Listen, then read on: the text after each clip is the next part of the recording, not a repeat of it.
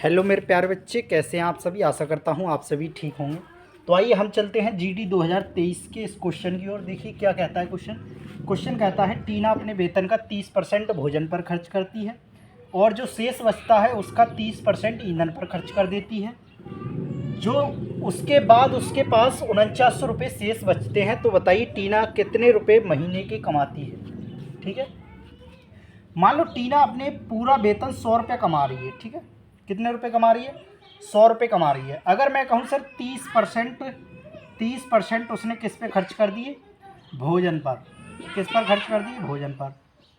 बचे कितने रुपए अब उसके पास? 70। सर 70 के 30% उसने खर्च कर दिए। 30% किस पर?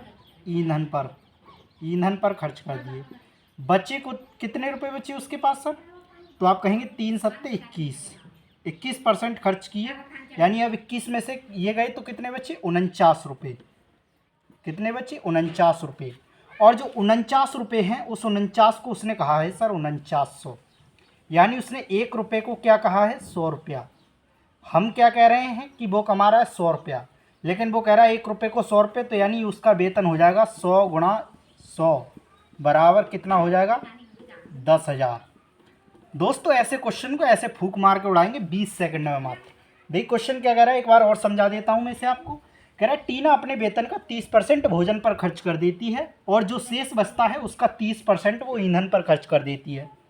उसके बाद जो उसके पास शेष रुपये बचते हैं वो 4900 के बराबर हैं। तो पूछ रहा है कि टीना कितने रुपये कमा रही है टोटल। हमने मान लिया कि टीना 100 रुपये कमा रही है। कितने रुपये? 100। उसने 30% भोजन पर खर्च कर दिए उसके पास, यानी अब 70 रुपये बचे हैं। उस 70 पे कह रहा है कि शेष का क्या कर देती है? 30% ईंधन पर खर्च, यानी 21 रुपये खर्च कर देती है वो।